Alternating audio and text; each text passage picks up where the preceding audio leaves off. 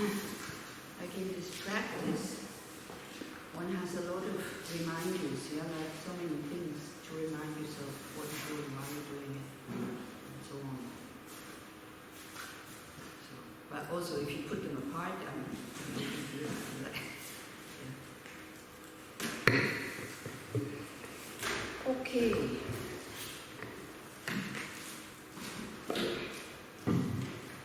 So how are you?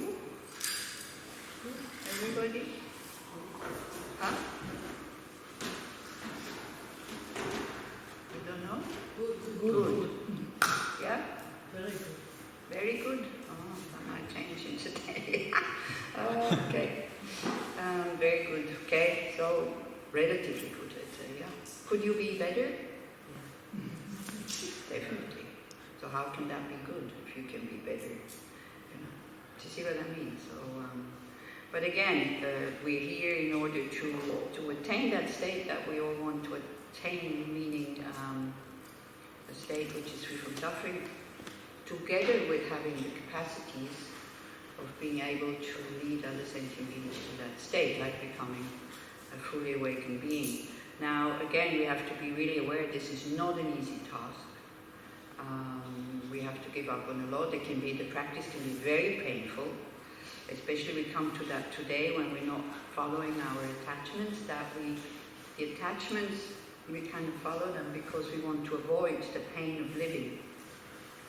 Yeah? Like this, the first noble truth, dukkha, we just don't want to see it. So then we try to console ourselves with, this is why this urge comes to reach out to something that kind of consoles me. I think we learn it as babies also, we're crying, mommy gives us a sweetie, so then we learn, sugar is calming me down, and like this. And then we remain on the sugar level instead of going beyond and, not creating more causes and even eliminating the causes for why we are not capable of being happy. Yeah, it's amazing that actually humanity is not more concerned with this question. Everybody wants to be happy. Why are we not? Yeah? And then, we do address it. This is why we make all these outside changes, and that this is why the world looks the way it looks today. But in all these centuries, we haven't found out yet that this is the wrong thing. It's the wrong place to look. Yeah? We just make higher houses and better apartments and better air conditioners. And if I look at those air conditioners, and if I remember the air conditioners in Tuvalu, who went during the teachings, like those, you can hardly hear them. And also, you could never have the right temperature there. It was either freezing cold or that it didn't work, but especially the noise that they were making. So, okay, has it made me a better person? That these air conditioners are not making noise. It's comfortable, it's nice, but that's about it. So then the question is it worthwhile to spend so much time, so much energy, and so much money in developing air conditioners that don't make noise? Don't know. It's just a question. I'm not saying it's wrong, but it's just a question. Okay, so let's continue. I think we went to until verse 33. So now we come to one of the meat in the sandwich, or the cucumber. Is it the cucumber? The sandwich doesn't sound as significant as when you say the meat in the sandwich. Because cucumber you can also have in a meat sandwich, so it's not the main thing. But so I don't know, in a vegan sandwich, because I don't eat them, I find them totally boring. I also don't eat meat, so when you become a vegan, which I'm trying to do, your life becomes so simple. Yes. Because you go to the restaurant, you have so little choice. It's maybe one dish, that's it. And then you don't need to look at all the other dishes. So you save a lot of time. Also in the shop, no cheese, no eggs, no milk, no this, no that. So, and on top of it, I can't eat raw things because I get diarrhea. So for me, it's like, also here's easy. The rice, the beans, That's it. And the vegetables were cooked, so it's very nice, you know, it's really very nice. And the moment you don't have this thing anymore, that it needs to be special and it needs to be this and this and this, then you relax and you're happy with what is there. You know? So it's actually, I'm very happy that I made this step. It's thanks to Yael a bit, like I always had back conscience when I was drinking cow milk, like this much cow milk in my tea in the morning. So it's like, so I made the step to substitute milk or other milk, and maybe because I don't like it so much, maybe I will learn to drink black tea at one point. Black coffee I can, this is okay. Coffee I don't need milk. The tea in the morning is still... So, you know, again, don't bite off too big chunks. Yeah, kind of, don't just stop everything. If you still need it, that's fine. But then it's the same with negative emotions, and whatever we do, when we see, this is not good, this is harmful, then, you know, kind of do whatever you can. And if you can't do it, then that's fine, you know. But also for those who are vegans, please do not criticize the people who eat meat or who drink milk. It's their business, it's not yours. But it is, I find it is a good thing when one is able to, you know, I can survive without cow milk. Yeah. So I hope we don't have cow farmers here, because at one point we had somebody. So then it was like, yeah, but I mean, if we went, where's Ari? Yeah, we went shopping to this big supermarket for fruits and for the altar. And when I look what people buy, I mean, the cow farmers will be able to sell their milk and milk products for a long, long time. It's like, this is not a danger that they will go out of business because of us few vegans. Yeah. But I have to say, Israel, I think, is the leading country in people really going vegan and having vegan restaurants and all this. But then again, you know, what is it? Then do you need all these substitutes? Well, maybe not, you know. It's like, again, so it's a bit... If somebody opens a vegan restaurant because they really, it's out of... You know, when I became a vegetarian, like 30 years ago, even more, then we did it out of... because we didn't want to be part of these animal killing factory things. And then there were very few shops that would not sell meat, like food shops, you know, the health food stores, they were very expensive. And also you could see these people held these shops because of like, they had an ideal, that's why they did it. And now it's also has become a big business, isn't it, with all these substitutes. So, yeah.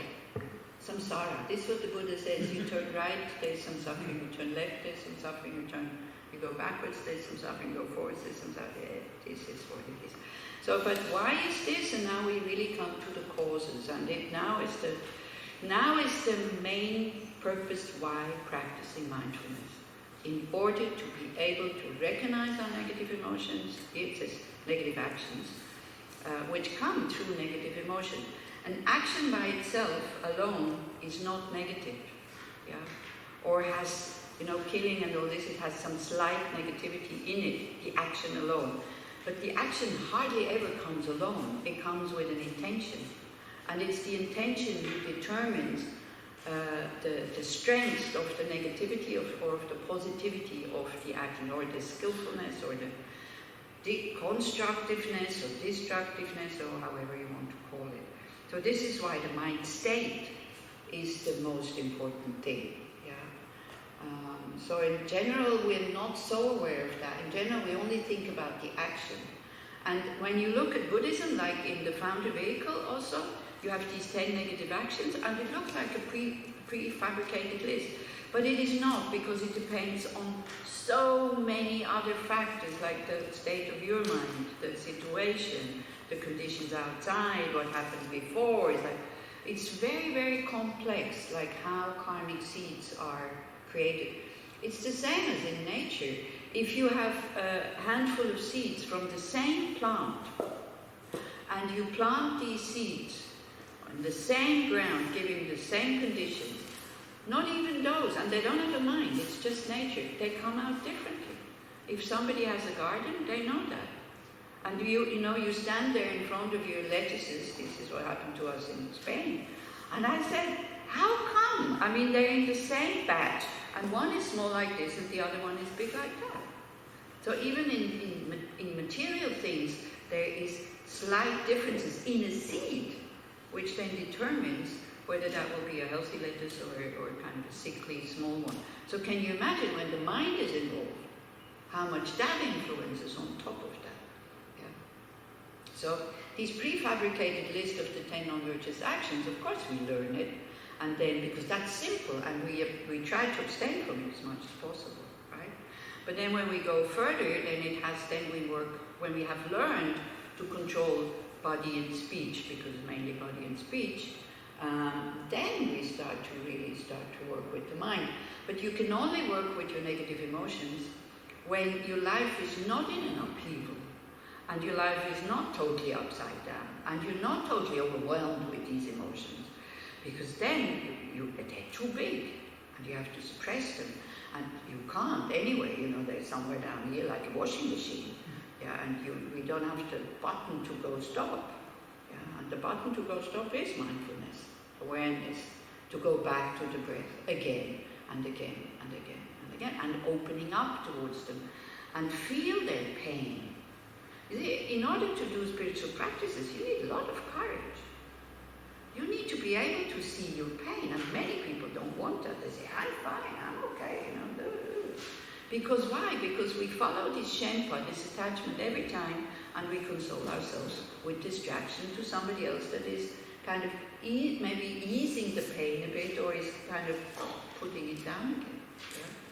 So to really go into the sharpness of an experience, of a pleasure, of a negative emotion, you need courage, perseverance, courage. So there again also, we're not starting too big, We're looking at the small jealousy that we have towards somebody, at the small attachment we have to somebody or to something, at the small aversion that we have towards somebody, and we try to dissolve that. Yeah. Otherwise, it's like you want to learn how to drive, and you start learning with a Formula One Ferrari. You're not going to get very far. You crash into the next. With skiing, you want to go skiing, you go on the black slope. I don't know if you know skis.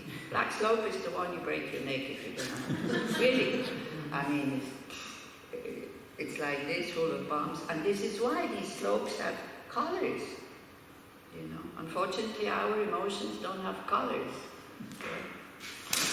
So you start to work first with the green ones or with the blue ones, and then you go to the red ones, and at the end you go to the black ones. Yeah. So that needs also, when we do mindfulness, awareness, that needs a self-knowledge. Not overestimating yourself, knowing what you can do, and also it needs honesty. To see, is that laziness or is it really caution?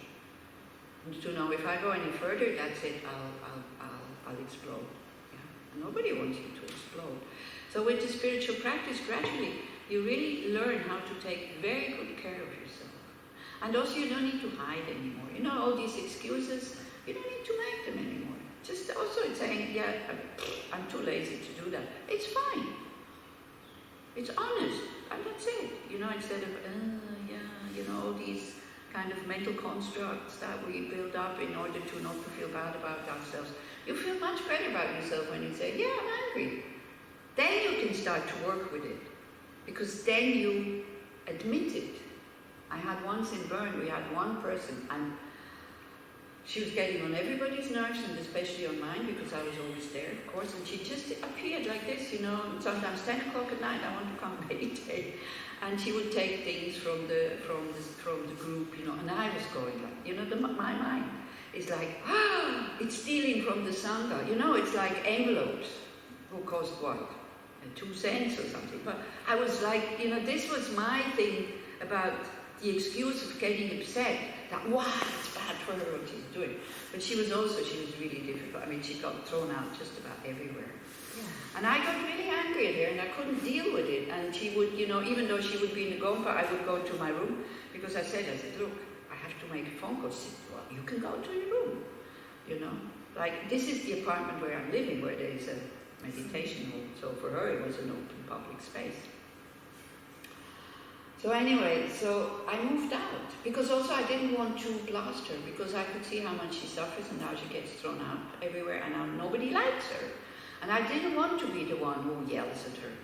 So I still remember I packed my bag, I was really angry about something.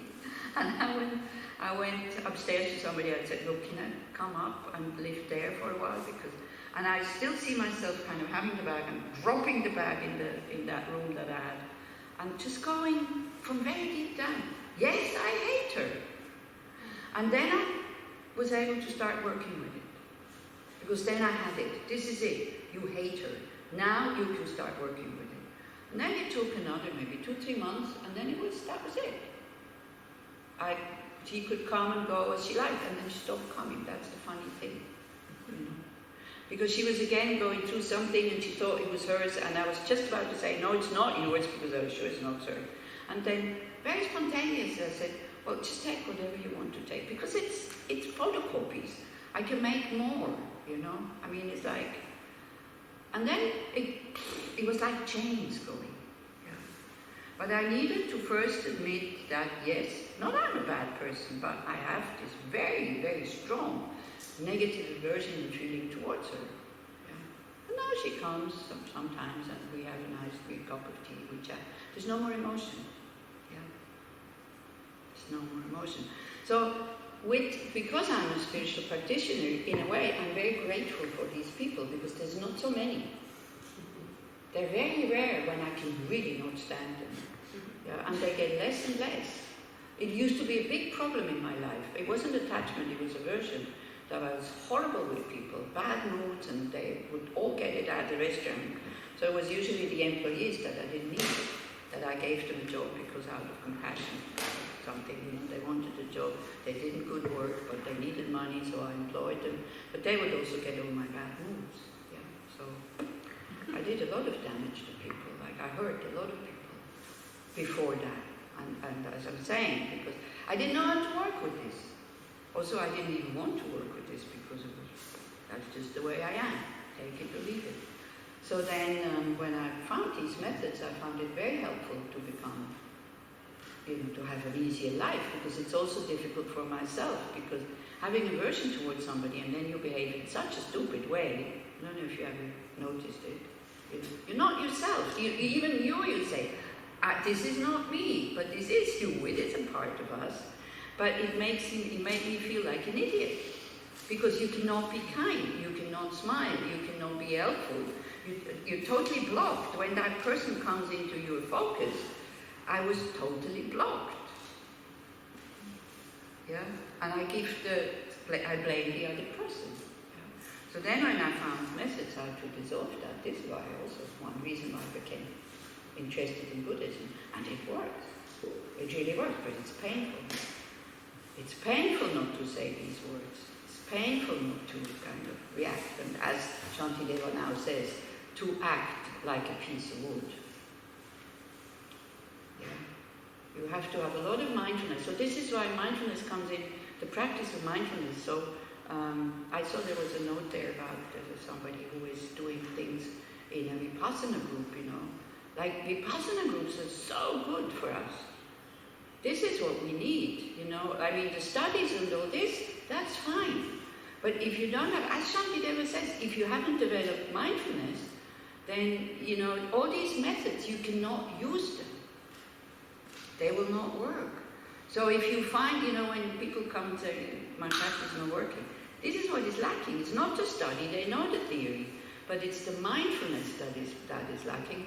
The hours of sitting that you do in Vipassana groups. I mean, Vipassana groups are doing a big, big favor to humanity. Sometimes more than the Mahayana, I think. Because we learned the theory. But if what is the awareness and the mindfulness underneath is lacking, then this can be totally counterproductive. That you know the theory, you think you can apply it, but you're not able, and then again you plunge into low self-esteem. Yeah. As Shantideva says, without concentration, nothing will transform. Yeah. So I know that, for example, Goenka says, don't mix it, okay? Yeah, don't mix it while you're there. For me, the Goenka course is as a basis, and then on that, what you learn in the Goenka course or in the Christopher Titmus or Tovana course or whatever, and then if you are interested in developing bodhicitta, maybe yes, maybe no. You know, the Buddha taught both vehicles. Both vehicles are legitimate. Both vehicles are legal. It's not that this one is better than the other. You check where your interest lies and where you feel more attracted to. But without the practices of Tovana, Christopher Titmus, Goenka, and all this, nothing will transform. I mean, I did Vipassana courses as a student, not as a teacher. Yeah. So this is very, very necessary to learn the techniques of sitting before you start fiddling around with your mind, kind of thing. Just to learn to see and to accept and to open up. And this is also now what Shantideva says, what we should do. So in the Tibetan, especially the Gelug groups, there's not enough time to do these practices. You see, the Tibetans, they think they give you the instructions how to meditate. And then they assume, because it's so simple, that you do it at home, alone. And then they give you these instructions that you don't know. So the Tibetans, they never meditate in a group. They meditate alone at home. Yeah. So then they didn't know that we needed something else. So then luckily, like, Tovana and all these other groups come along. So by all means, don't think that there's something inferior or something like that. It's the basis. It's the fundament. Otherwise, we build the roof, and we start to practice six perfection, very nice, but the self-cherishing is still there. The not being able to sustain your mind in a calm state, that non-ability is still there. And then I think Tenzin Palmo says it in one of her videos, like, we don't really work with mindfulness and awareness and all this, and then we start practicing six perfections, like spreading a very nice cloth over all our negative emotions and self-centeredness, and then we wonder why it stinks so much. Then we wonder why the practice doesn't work. Yeah? Okay, so for me, both of these vehicles go very much together. Without the lower one, it's called lower. Without the starting one, it's not lower because it's inferior. It's lower because it's easier. That is true. Yeah, and it says lower because of the goal. The goal is my liberation from samsara. It's a very good goal. We have far too many beings on this planet, so not being reborn is a very good thing. You disappear, you help the planet in a way, you're not polluting, you're not destroying people's peace of mind. It's very good, And also in Tovana and Vipassana, they also work a lot with love, compassion, and the four immeasurables. A lot. There's a lot of meditations on that. Yeah. So please, I hope you didn't get the impression that I was putting them down. Yeah, I'm not at all. It's very necessary. Yeah, so this is what I just wanted to say. So I think that question also is answered there. So, and for me, as I'm saying, combining the two is absolutely not contradicting. But when I'm in a Vipassana group, when I'm doing Vipassana retreat, then either because I have commitments I do every day, like also prayers or sadhanas, so I go and tell these teachers, I say, look, I'm doing this, can I do it? When they say, no, you cannot, then I have to go to my master and ask if I can go and do this retreat, if I can skip the commitments. So I can't just make these decisions that, okay, I'm going to skip the commitments. Yeah, so like that. So this is how it works. Okay, so now just as I am about to act, I see that my mind is tainted. I'm 34, yeah, page 78, verse 34.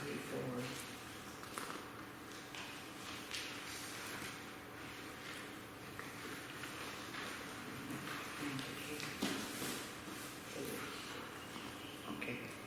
when just as I am about to act, I see my mind is tainted with defilements.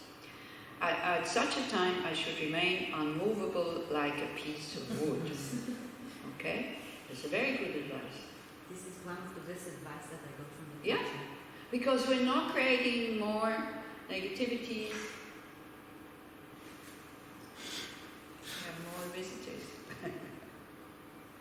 We're not creating more negativities. We are not, we're not creating something we have to regret.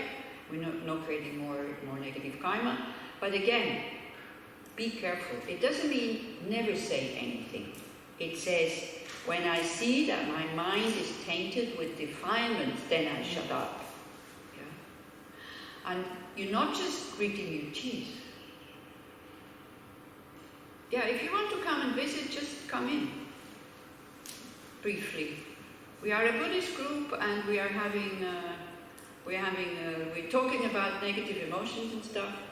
So, but you're very welcome to visit. And all the others who are sitting here, they have nothing to do with you. You don't need to be lucid. This is, for you, it's a distraction.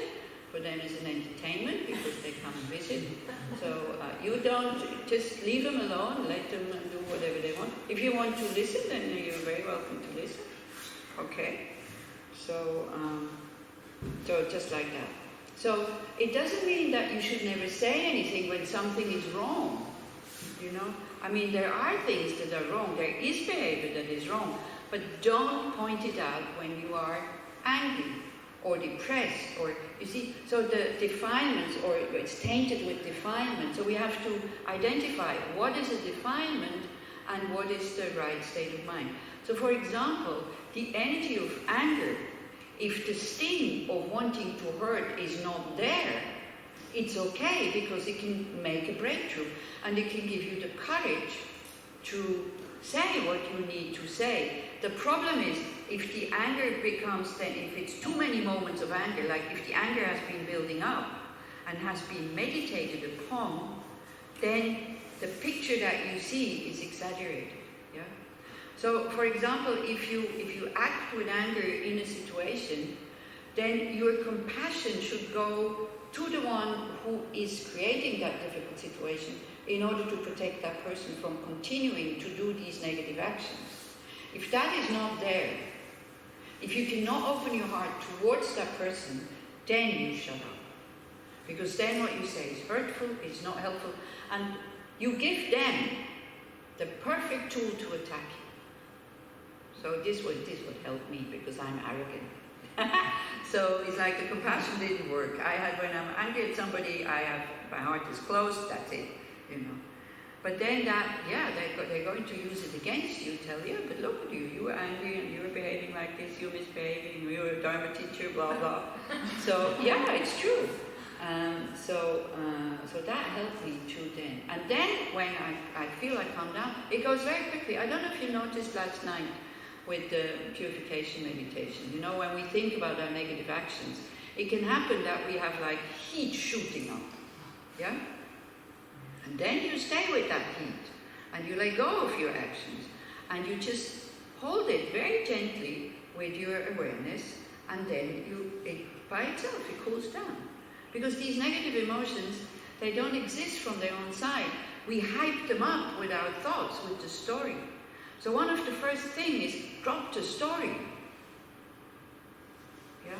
Because as long as we have these, so then with the where we can still stop, like this verse, it's like we have to be careful. There's like different levels where we can stop. The best is to stop when we feel the shot, and then we go, oops, piece of wood. Yeah, you just remember piece of wood, as Ronit says, one of the best advices.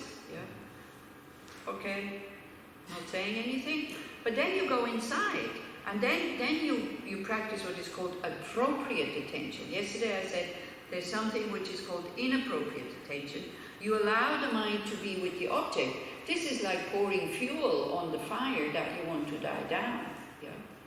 If you go inside, how does it feel? You know, with the guilt and with the shame, it's hot for me.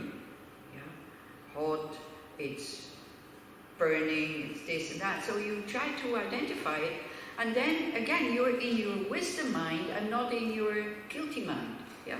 So then you allow it to calm down. So it's just very logical techniques that we're doing.